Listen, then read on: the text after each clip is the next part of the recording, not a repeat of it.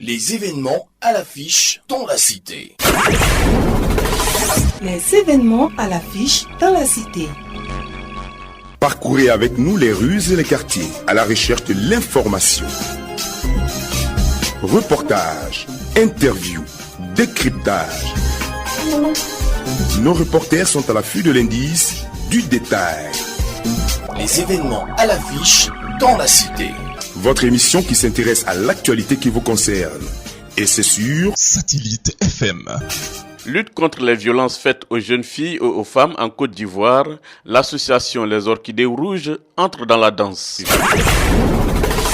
Les événements à l'affiche dans la cité. On ne le dira jamais assez, l'excision est une pratique qui n'a que des conséquences graves sur la santé et l'épanouissement de la jeune fille ou de la femme. Victime de cette pratique et après une réparation chirurgicale à Bordeaux, en France, Madame Moraldo Kapocha Marie-Claire met en place une association pour redonner le sourire à ses jeunes sœurs qui ont été victimes de cette pratique après Bordeaux, Abidjan et Ferkessédougou, sa ville natale. La présidente fondatrice de l'association Les Orchidées Rouges arrive à Korogo. C'est dans l'un des collèges du quartier Ossiéné que Kapocha Marie-Claire et son équipe ont échangé avec près d'une centaine de jeunes filles. Conférence, exposée sur sa propre expérience, suivie d'échanges. Pendant près de 3 heures, Madame Moraldo Kapocha Marie, sans tabou, a su édifier son auditoire. La présidente fondatrice de l'association Les Orchidées Rouges s'est dit déterminée à lutter contre l'excision sur la planète. Ce qui a engendré cette lutte, c'est mon histoire personnelle. J'ai été victime d'excision à l'âge de 9 ans à Korogo. Par la suite, ça a eu des répercussions graves sur ma vie de femme adulte. J'ai donc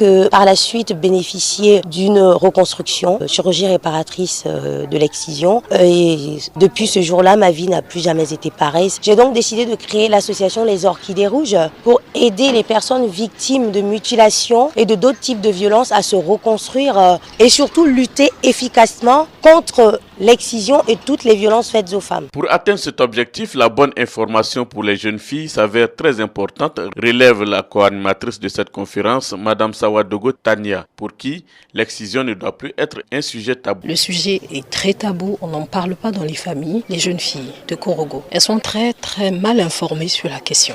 Je me suis rendu compte que le gouvernement a initié beaucoup d'actions dans ce sens-là, mais quelque part, le message n'a pas vraiment atteint toutes les cibles. Ces petites filles-là n'ont pas pu avoir les informations dont elles avaient besoin, notamment pour se faire suivre. Donc elles sont en train de subir, pour celles qui sont victimes de l'excision, aujourd'hui on constate qu'elles sont en train de subir les conséquences liées à l'excision, sans savoir qu'elles ont des points d'accès, des endroits où elles peuvent aller pour pouvoir bénéficier d'accompagnement.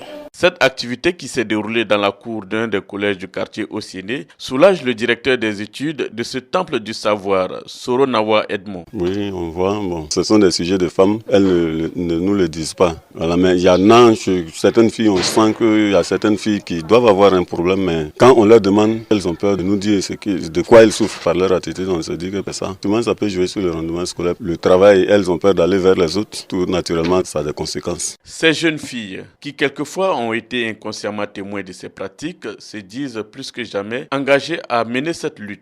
Moi, en tout cas, je n'ai pas été excisée. Je ne suis pas excisée. Je me sens à l'aise. Mais souvent, on faisait ça au quartier. Mais en ce moment, elle était encore petite. Quand elles font là, un coup, tu entends un cri. Et puis, quand elles veulent faire, les vieilles là sont dedans. Et puis, elles ont des pagnes pour emballer, la concerner même. Et puis, arrivé à un certain moment, tu vois que la personne crie. Il y a pour une petite même là qui nous a marqué, on était là comme ça et puis on la voit crier.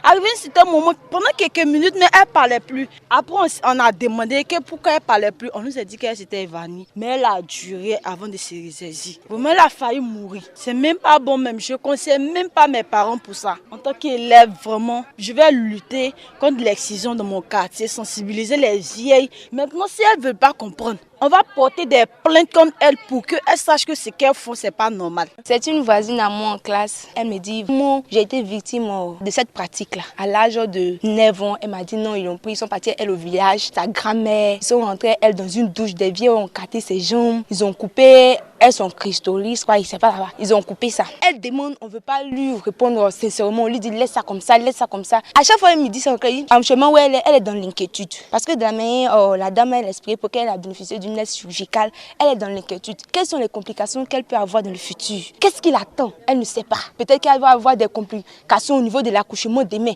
Elle ne sait pas. Ça juste ses études. Nos parents même qui font ça.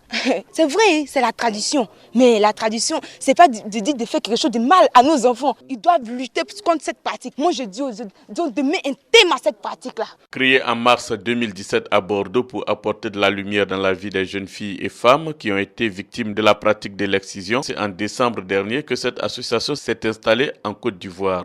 Un bureau est ouvert à Abidjan et un autre à Ferkessédougou et prévoit ouvrir les jours prochains une antenne à Korogo. La fondatrice de l'association Les Orchidées Rouges a promis rester en contact avec son auditoire de Korogo. Avant de prendre congé, Madame Moraldo Capocha a exhorté son auditoire à être des ambassadeurs et des ambassadrices afin d'éradiquer cette pratique de notre région et de notre pays. Des adresses téléphoniques ont été remises aux jeunes filles de Korogo pour rester en contact avec le bureau de Ferkessédougou. Etienne Thiola Korogo pour Satellite FM. C'était les événements à l'affiche dans la cité.